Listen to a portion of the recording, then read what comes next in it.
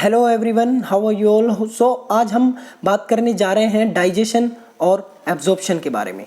इससे पहले हमने बात किया था आपका सिंपल से लेके कॉम्प्लेक्स कार्बोहाइड्रेट्स तक पूरी हमने बात कर ली थी कि कैसे आपका कॉम्प्लेक्स कार्बोहाइड्रेट्स ओलिगोसैचराइड, ठीक है, कॉम्प्लेक्स कार्बोहाइड्रेट्स क्या होते हैं, अल्फा बॉन्ड क्या होते हैं जो आपके इजीली डाइजेस्टेबल होते हैं और बीटा बॉन्ड आपके डाइजेस्टेबल नहीं होते हैं। कॉम्प्लेक्स कार्बोहाइड्रेट्स की हमने बात करी थी। स्टार्च के बारे में हमने बताया था। ग्लाइकोजन आपकी बॉडी में 100 ग्राम्स लीवर में स्टोर होता है और 400 ग्राम आपका मसल में स्टोर होता है। इसके बारे में हमने बात करी थी। फाइबर के बारे में हमने बताया था फंक्शन क्या क्या होता है फाइबर का और कैसे आपकी बॉडी में फाइबर काम करता है।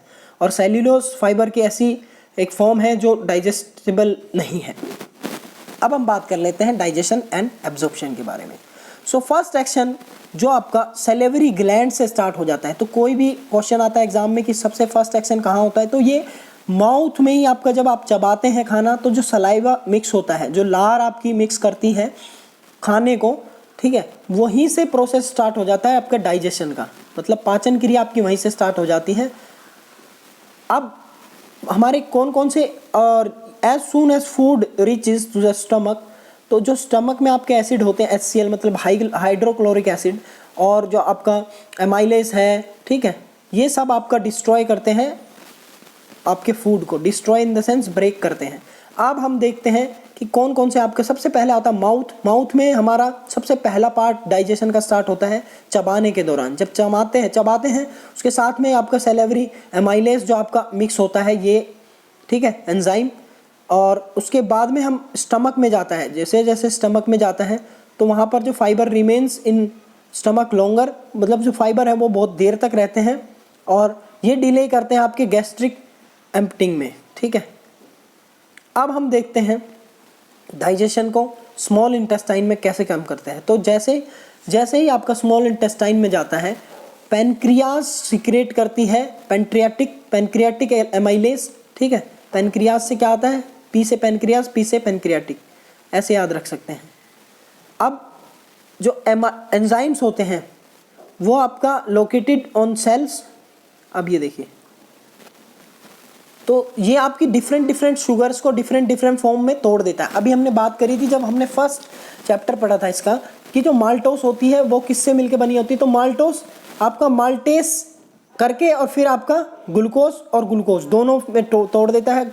सुक्रोस आपका, ठीक है, फिर ग्लूकोज और फ्रुक्टोस में ब्रेक डाउन होता है और लैक्टोस आपका ग्लूकोज और गैलेक्टोस में ब्रेक डाउन हो जाता है। ये आपका ब्रेक डाउन का प्रोसेस है। अब ये देखिए फर्स्ट एक्शन कहाँ से स्टार्ट होता है, माउथ से। सेकंड एक्शन आपका किससे जाता है, स्टमक में सारे।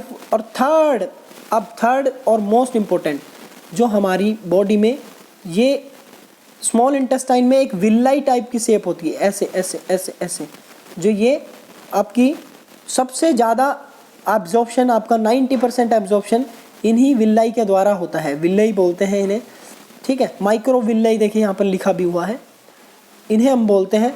और इसमें सबसे ज़्यादा आपके जितने भी इसमें लिखा हुआ है, देखिए आप पढ़ भी सकते हैं। In the small intestine pancreatic amylase completes the digestion of starch to maltose.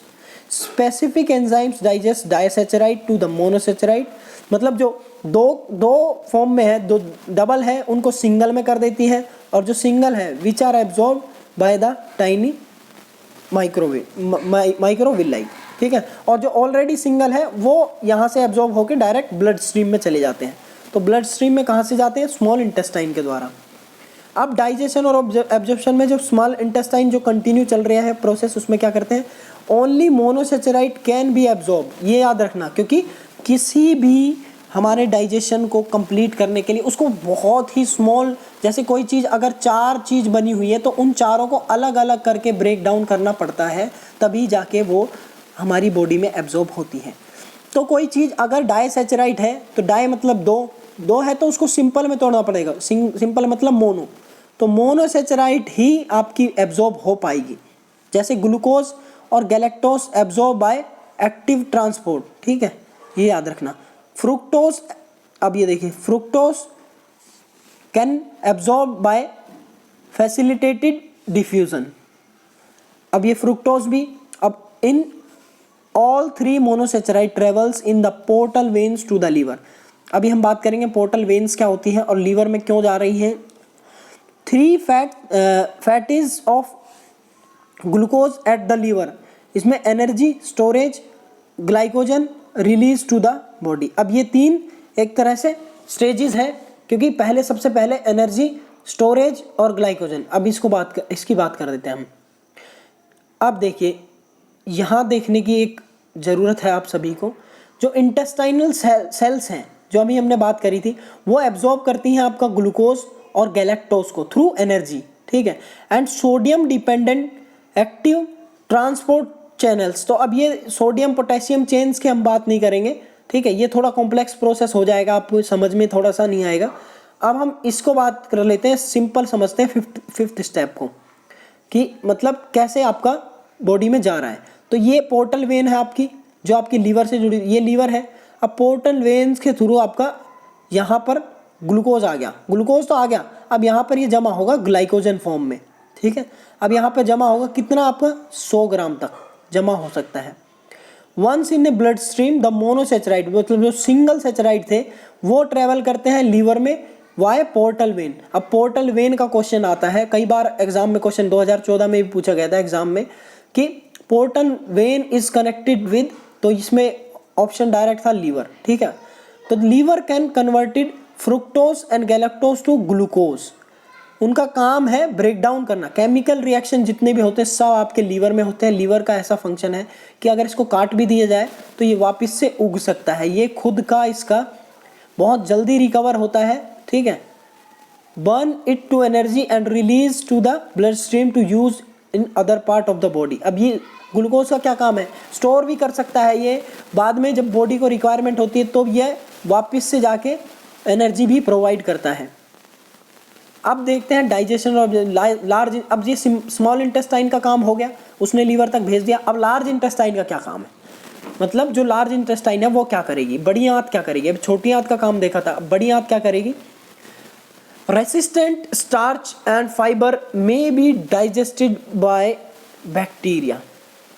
Bacteria के, अब जो लार्ज इंटेस्टाइन में मैंने बताया था आपको, जो गट बैक्टीरिया होते हैं वहाँ पर अब कुछ डाइजेशन जो बच गया है 10% वो वहाँ पर होएगा।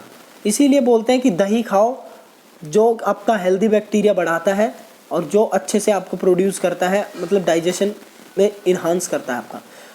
शॉर्ट चेन फैटी एसिड्स, ठीक है, प्रोड्यूस करता है ये, absorb by intestinal and use for the energy. Dietary fibre yields 2 kilogram, मतलब कैलोरीज आपके KCl।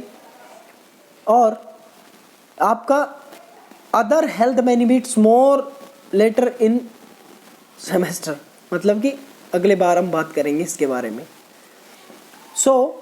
अब ये सब था आपका डाइजेशन के बारे में। अब नेक्स्ट वीडियो में हम बात करेंगे आपका लैक्टोज इंटॉलरेंस क्या होती है, ठीक है, इसको हम अच्छे से समझेंगे। आप सभी को पता होना चाहिए लैक्टोज इंटॉलरेंस के बारे में। मिलते हैं नेक्स्ट वीडियो में। Until we meet, stay fit and stay healthy.